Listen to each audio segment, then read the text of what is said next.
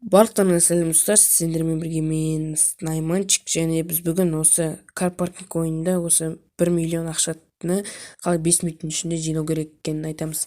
Алынша біз видеомызға кеттік. Go!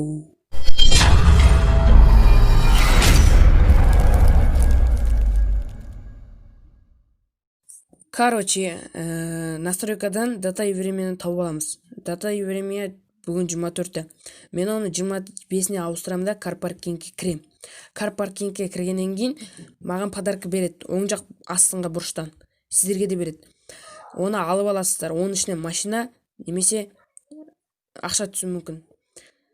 Одан кейін ойыннан шығамыз. Одан осы видеода сияқты карпаркинг свернуть етіп тастап, настройкаға қайта кіреміз.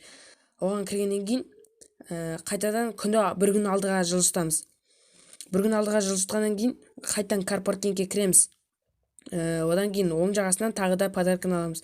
Оның ішінен тағы да айтайын, машина, сосын адамға скин, одан кейін ақша үшеуін біреу түседі. Әр подаркіде. Соны сөйтіп ала бересіздер. Короче, сөйтіп ақша жинауға болады.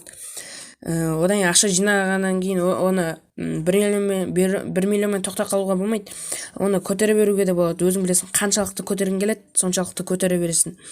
Только күндерді, алдыңғы күн екі нәрсені ұмытпаңыздар.